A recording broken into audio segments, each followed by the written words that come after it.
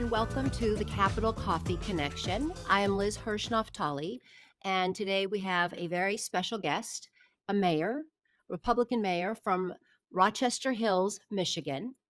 And he is a five-time mayor, and we are going to get to know what it's like to be a mayor and what he does. But really, today I'm excited because we're going to talk about what it means to work together and not to be divided, but rather to be united. And so that is the purpose of this podcast, which is to really show our strength as we work together, but also for us to highlight different leaders in our country who are doing remarkable work that are meant to help people. So today we are going to really just get down to business and start to talk about what it is that Mayor Barnett does each and every day. And one of the things that I thought about Mayor Barnett when I was looking at all the work you've done in your city is when I was growing up, and I grew up in Los Angeles, it was a big city, and my parents and grandparents would take us on the weekends to so many different things and activities and parks, and I saw what you have done, and I'm not gonna give it away because I'd love for you to talk about the Innovation Hills, but that you really put it all together there for the people in your community, children, adults, for everybody. And I would love for us to just sort of take a moment because I think that's what a city is really supposed to be about, bringing people together.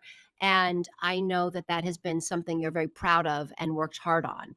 So it's a way to introduce you. I want to come to your city and come and see Innovative Hills and learn much more about it, but it looks phenomenal. So welcome, and thank you for taking some time to speak with us today. Well, Liz, thank you so much for having me. It's a privilege to be on your program. Your past list of folks you've had on is exceptional, and really a lot of great learning in some of those previous podcasts. I hope I can keep the bar high. But you mentioned something in your intro, and I'll share a story with you that maybe it's a similarity.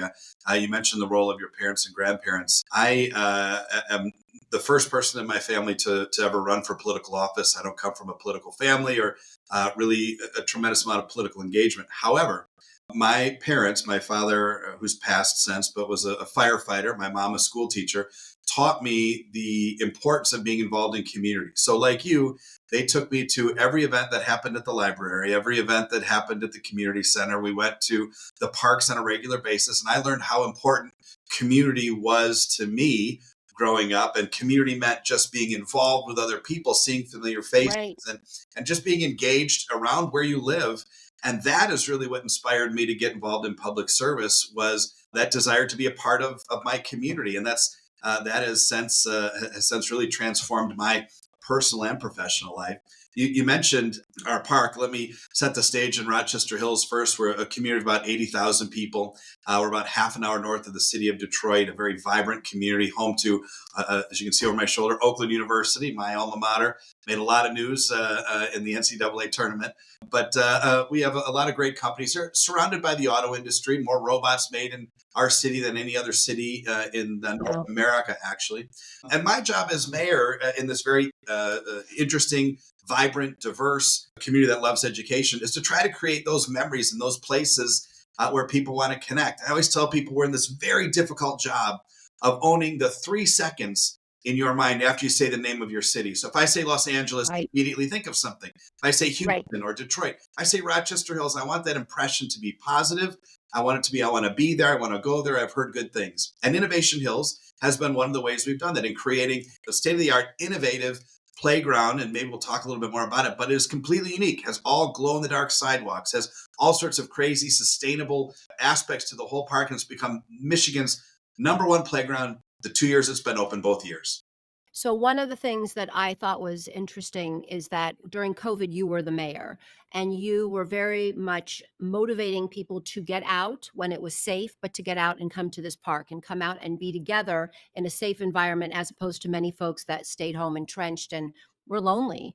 Could you talk a little bit about how you understood that that was a process as a mayor of bringing people together that was actually good for the mental health and for the physical condition of the people living in Rochester Hills? Yeah, well, we knew that was true even before COVID. We have a very active community that likes to be outside, and we have a lot of really natural beauty here. But it was so pronounced in COVID, and you felt it. I felt it myself. I'm sure you felt it as well. After a couple of days and even weeks of being inside, you just wanted to be able to be out, and so we really Right. prioritize that. We have a goal in this city. We try to make it understandable to everyone. We never want you to be more than a 7-minute walk from a city park and 70 feet from the shade of a tree. So it takes sort of this, this sort of big crazy thing about, how we kind of create these places and makes it really understandable. Like I said, if you're in our community, we want you to be no more than 7 minutes from a park and 70 feet from a tree. And that gives us goals as we plan, gives us goals as we kind of look at our community, our 36 square miles, and try to figure out where we want things to be and how we want to prioritize our dollars. And I think that focus on parks and placemaking has really separated us from a lot of the other communities around Southeast Michigan. Talk for a moment about just the nature of everyone working together, that this isn't about left, right, Republican, Democrat, but that it's really just about everybody working, not only supporting you as a mayor, but you working with everybody on both sides, because it's really not about what party you're affiliated with. It's really about the community that you're a part of. Yeah, I love my job. I think I have the best job in the world, and not a lot of people in the political arena say that. I think Right, the greatest parts about my job is that it is nonpartisan. You introduced me as a Republican, and some people who know me would know that I am or tend to vote that way. But most of my residents don't know me that. They know me as the mayor. They know me as hopefully a mhm, problem solver. They know me as hopefully a leader, a visionary leader, someone that cares about our community and is trying to create the best experience for our residents, guests, and families. And so I've been doing this for a long time. I've led under Republican presidents and Democratic presidents, Republican governors and Democratic governors. And I want all of them to be successful because the more successful they are, the better it is for my community. I have stolen some of the best ideas that I've implemented in my city from Democratic colleagues and some from Republicans. Hopefully, they could say the same thing. I really enjoy being a mayor because it is not a partisan field. And most of my colleagues, and I have an extensive network of mayoral colleagues. In fact, today, I've talked about 8 different mayors from about 5 different states right. today. And it's just a great group of people that understands at the local level, people don't necessarily care about how you pontificate about some perfected piece. You really have to get something done. And that's the beauty about being a mayor in a nonpartisan world. You have to work together. No, I think that's a very important thing for people to hear, because again, part of what we're trying to do is show that there's a character, there's a real person. You're not a cutout, you're not just somebody that gets plugged in and does your job. You really bring your heart and your humanity to the work each and every day. Having said that, and you talked a little bit about your parents, what was it like to, obviously they took you places, but what was it like living back in the day? What was it like growing up, and what was school like, and what was it that you were passionate about as a young person? Well, you mentioned, I'll just, before I answer that you have to get things done. I always tell people, and this is a very real fact for me. City Hall is in the center of my community, like the geographic center. And so I am never more than about 4 miles from every resident in my city. So if somebody has an issue or a problem, I'm a 5-minute drive, a 10-minute drive for most of them. And so it doesn't allow you to sort of hide behind things. You really have to be able to work together with other folks Right, and get things done. Now, I had a great childhood. I'm the oldest of 4. Grew up in a city not far from here called West Bloomfield. Like I said, father a firefighter, mother a school teacher. We literally had a picket fence and a golden retriever. It was great until my senior year of high school. My father, as I mentioned, a firefighter, contracted lung cancer. No history of cancer in our family, never smoked, and passed away when I was 17. And that really um, changed my life. It grounded me to make sure I stayed home for college because I was going into college in the fall. I wanted to still be a big brother to my 3 younger siblings. And it really, as I said, that idea of community and giving back and being engaged was really lit by a mom and a dad who were incredibly involved in their community and taught me the same. I have a brother who also is a mayor. He's the mayor of the city next to mine. And we work wow, on things all the time. And people always ask us, so how many other people in your family are elected? And we're the first 2 raised by 2 parents that taught us about the value and the joy of being involved in community service. And I'm really grateful for that. I have 2 boys now that are just launched into college. One is a sophomore at Michigan State. One is a freshman at Oakland University, where I went. And I hope right. they hope they've seen the same thing. When I became mayor, they were 2 and 1. They couldn't walk, and this last year they both were able to vote for me. So it's been a long journey with them, hopefully seeing the value and what you can do if you get involved in your community. I'm assuming they've come with you to a lot of things. What do you think has been the benefit for obviously spending time with them, but what have they gotten to see about community? Because we can tell people, we can tell our kids, but if they see us in action, that actually I think is a better indicator of what they're going to do. Yeah, I can tell you what I hope. I mean, first of all, they're both really great young men. I mean, they have done far better than I could have hoped. I hope they've seen, what a commitment to community looks like, what working together looks like. I really, my city is very purple, and to be elected specifically as a write-in candidate, you really have to be productive. You have to show people that it's Yes. worth the little extra effort to elect someone who's not even on the ballot. So you have to work with everybody, regardless of their political beliefs, their religious beliefs, their socioeconomic status. I think I've hopefully have shown them that there's tremendous value in that, not for a political gain, but for the purposes of creating a better community that people feel connected to. So while neither of Mhm. them have suggested they're going to get into public service, I can tell that it's not far from them, that they do love being involved, they do love being engaged, and they do like being a part of the group of people that can make a difference. I've seen that in their teams that they play for and the activities that they've chosen to get involved in their universities. So, in addition to your 2 boys, I know you have, a friend with you there in the room, and that's Bendel, and Bendel is part of the family, I assume, here. Bendel is the city dog. Bendel is with me almost all the time. She is an official greeter and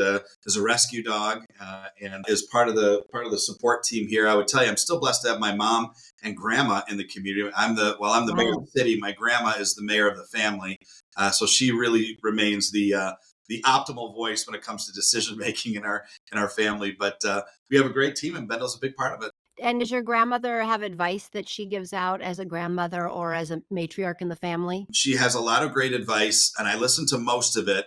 The only parts that I don't listen to are when she somehow occasionally gets online and sometimes will read the comments in a Nextdoor app or in a Facebook post. Right. She'll say, Brian, you need to get on there and respond to all those people who have it wrong. And I just say, Grandma, you need to now not get so deep into the weeds there. Not everybody agrees with me or agrees with the decision, but she always has my back. She's a fierce supporter of our family and our community, and I'm really blessed to had lunch Yes, with you her are. today. As a matter of fact, it's an honor to still have such a close knit family. That's beautiful, it's beautiful. And, yeah, it's really hard when you love somebody to read bad reviews, especially when they're in the public, and people are generally can be a little bit cruel when they don't have to say it face to face, so I can understand how hard it is for her to hear something about her grandson. Yeah, I mean, and that's true, and it's always a little bit more pronounced in election season as we're heading into, although not my election, into a national election. It's the thing I like least about it. Someone asked me in a recent interview, "What's the thing that keeps you up at night the most?" To me, it's not our budget. It's not police and public safety here in our community. To me, it's the public rancor that happens in a national election when everything is so demonized and so there's just so much vitriol and it seeps down. And I abhor that. I really do because I Yeah, think that's the people in my community. The people in my community are good people. They care about each other. right. A lot of things, see things advance. The last question they ask you is, "What's your partisan background?" They might ask what neighborhood you live in or what school do your kids go to, but they care about the same things. And we're all, sort of all pulling in the same direction. But if you watch Fox or CNN, you'd never know that. And that's the part that frustrates No, me. I'm with you on that. The need to bring us to be more divisive is very much part of media. Obviously, you are born and raised in Michigan. What makes Michiganders special, unique, and again, not about how they vote or what religion they are, but as characters? Well, first of all, I think we recognize we're blessed. We have a beautiful state. You're never more than a 20-minute drive from a beautiful lake, and not much farther from a great lake. But I think we're sort of a gritty people. Like our state has gone through a lot. We put the world on wheels.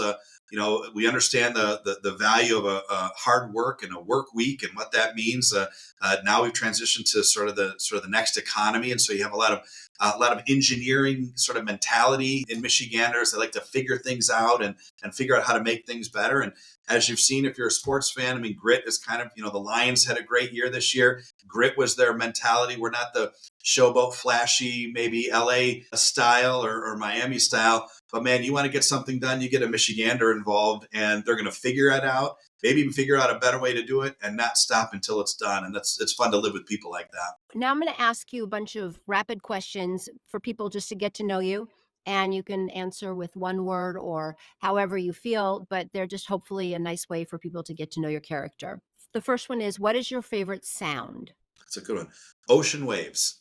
And you have lakes, but they have waves too, I Yeah, assume. just being by the water is fantastic. Very healing for me.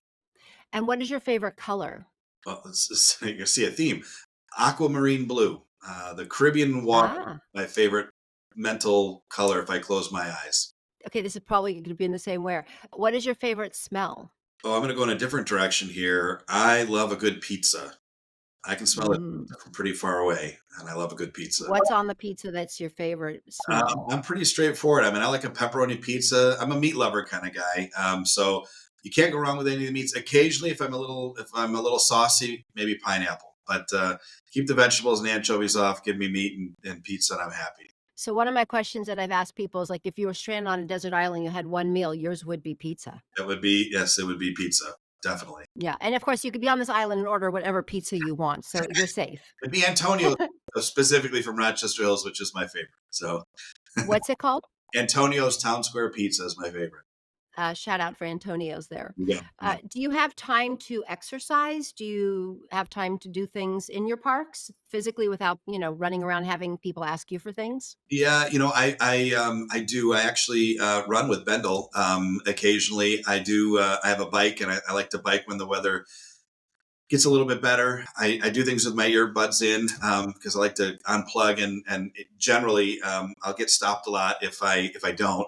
What kind of music do you listen to? What's on your playlist these days? Well, I like country music is something I enjoy, and then I always kind of joke like if you're listening to my somewhere to pick up my phone and listen to my playlist, they'd probably think I'm like a 17-year-old girl. I'm listening to top 40 stuff and Taylor Swift and all sorts of kind of poppy music, but country if I'm chilling. You can't be from Michigan and not love a little Motown as well. Yeah, Some great folks in Eminem and Kid Rock that are always classics. You can't go anywhere without hearing them. So I'm right. pretty much a homeboy with that stuff. I like Michigan music, and country is my other favorite. And do you have time? Do you read? Do you have a favorite book that you've read lately that you could share with everyone? I'm old school in that I still read the newspaper every day because I feel that it connects me in a way that it doesn't. Most of my staff, I'll read everything on their phones. I still ask for the newspaper every morning and read it every day just because I feel it connects me in a different way. And there's almost not a single day goes by that I'm not connected by something in a story and then doing some follow up on it. It might be a thank you. All right, hundreds of thank you notes and congratulation notes every month, Right. probably. So I see people that have done things, people that have celebrated something, people that are going through a hard time, and I like to encourage. I learned that from my mom. In terms of books, I read a lot of sports books. I read a lot of books that people sort of give me. I have up in my over my shoulder. I have a lot of books that other mayors have written. Your former mayor, Mayor Garcetti, has a book over my shoulder that I've read. So Yes. there's lots of friends that have created books that I read as well. I don't read as much as I should. I'm not going to try to pretend. Yeah. Well, I think you're kind of busy. What would you say your superpower is? Well, that's a tough question. I love people. I really enjoy being with people. And I think if someone else were to say what my superpower is, I think they would say that I'm good with people, that people trust me relatively quickly. Hopefully, I earn that trust and that I genuinely care about people. I was blessed Liz, to be elected by the mayors of the United States to be the president of the U.S. Conference of Mayors. It's a tremendous honor. It's the pinnacle of my profession. And as a smaller city, where most of the cities are larger, many of them led by Democrats, to be a smaller Republican suburban mayor is very unusual. The only way that you do that, because we don't have an NFL team, an airport, or anything like that, is you genuinely care about people and people know that you have their interest at heart. Hmm. And that's the only way that I would have ever achieved that position, that level of success in my career. And it's true. I genuinely care about people, find opportunities to help them personally very fulfilling. And I hope that that's what other people would say is my superpower. Do you have like a place in the world? Because I know as a mayor and being the leader of the Mayors Association, you traveled a lot internationally because I understand that's part of your role. But is there a place in the world that you haven't been that you would really love to go? I love that question because I do love travel. If you could see around the part of the office that you can't see, it's filled with maps. Many of them with places that I've been. Where haven't I been? I have not been to Australia and New Zealand, and Mm, though that's a section of the world I'd love to color in. Fascinated when I was in high school and grade school. If I had ever did a country report, it was always on Australia or New Zealand, and my travels just haven't taken me there yet. But I hope that they will soon. okay, well, hopefully you'll get down under soon. That'll be great. And then one last question. If you obviously are very busy and I know you will bike so you don't have to talk to people sometimes when you're, out and about. But if you're just at the end of a frustrating day, what do you do to disconnect? What do you do that gets you just to get out of that space and get back within yourself? Yeah, I usually get outside. It is usually on my bike. I am sort of always working as I'm riding my bike. I'm looking at the condition of the street and traffic and Right. new restaurants, and if some place is busy and if some place isn't. But for me, I really care about what I do. I want to be the best possible mayor I can be. For me, that means I'm always trying to make improvements. So I don't sit still very well. So a treadmill is not great for me. Occasionally you have to do it, but I love just being outside and being around people. And so it is very rewarding for me. I do love sports occasionally. When I first became mayor, I thought, man, I'm going to be able to golf all the time.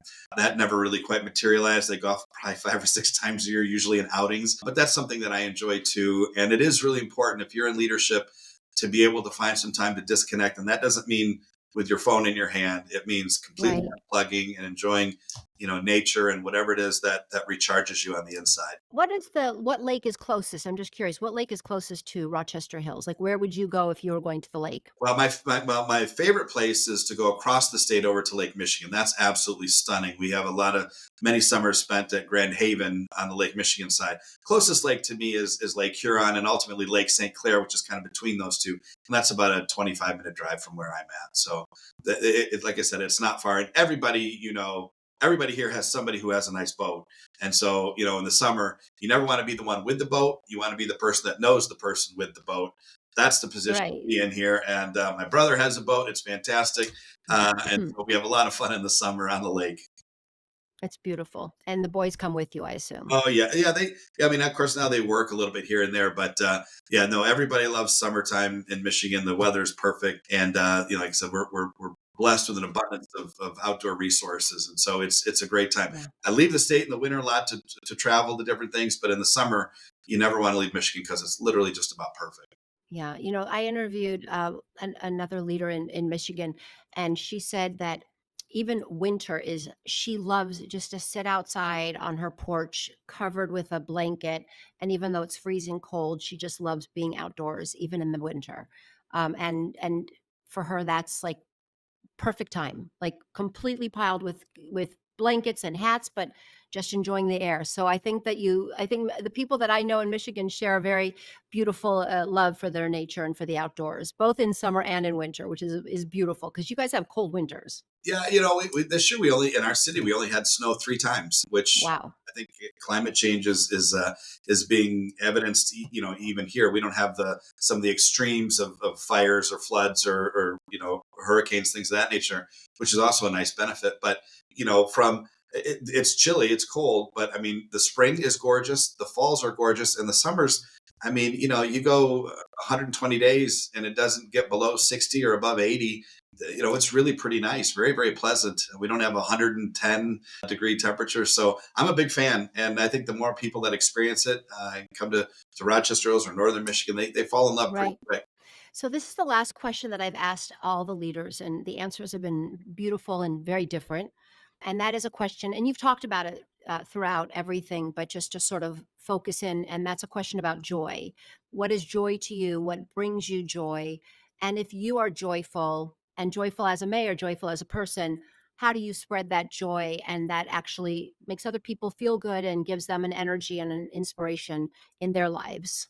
I love that question. I love that word. I hope if someone describes me after I'm gone, they would say that I was a joyful person. I always consider myself incredibly optimistic. I do feel like I have the best job in the world, and literally every day I wake up going, I can't believe I get to do this. Like I really feel, even after almost 18 years of being the mayor of Rochester Hills, every day I wake up, absolutely enthused to sit behind this desk and to make a difference. What's joy for me? I have a vivid picture of joy this past weekend. I went to the Oakland University game in the NCAA tournament and sat next to my son, and we cheered them on like crazy. And we were a massive underdog, and we just jumped and hugged and high fived with people we didn't know. And there was Yeah. so much joy about being a part of this Oakland University community in my city, and watching him enjoy it. He's a student there. That makes me happy. I find joy almost every day in the blessing of being able to help people that either can't help themselves or don't have the connections to do it. That's my job as mayor. And as long as I'm blessed to sit here, I know that I'll be able to find joy every single day in this job. Well, first, thank you, because I think that that is really what it like to think about an elected leader who finds joy in their work, because not all find joy, some just do it, but to hear that you find joy and to share it, and also for you to be in a place where you have relationships with most of the people, or they can have a relationship with you that you serve, it is quite special. And I think that is a benefit of living in a small city in America. And one of the things that, I wanted to just end on is that I know that your city has been ranked as one of the happiest places to live, one of the safest places to live. I would rank it as one of the more joyful places to live. And I just want to say thank you. I mean, the idea that you started with about that you want to make sure that people are within a 7-minute walk to a park, within 70 feet, if I remember correctly, of a tree. I mean, those are like the most basic things that you would think, but I don't think everyone understands that that is something that is quite special and that it's something that is important to you. And I go back to the first thing you said, which was that you want, after somebody says Rochester Hills, to be able to like go say a few good words about it, because after there is a soundbite, people are like moving on. So I just think that one of the things that I can say is that you are a pleasure to speak with, and Rochester Hills sounds like a very joyful and wonderful city to live in. So I want to say thank you for spending time here, and I look forward to people to getting to know you as I have in this interview. So thank you for being with me. Well, Liz, it's been an honor and a privilege to have a few minutes of your time. And like I said, I hope others, if they're watching, listening, there is joy in public service, especially at the local level. If you enjoy helping people, I think there's really no better field to get in and make a difference. And I don't care what the pundits say, you can help people make a difference and feel good every single night you go home if you get involved in local government. So that's my final pitch. And like I said, I enjoy it every single day, and some of it's getting to meet great people like you that are spreading the joy in your realm and your field as well. So thanks for the opportunity. Well, thank you. Hi, it's Liz. Please join me every Tuesday for coffee to talk about heart and humanity with our elected leaders. Ciao.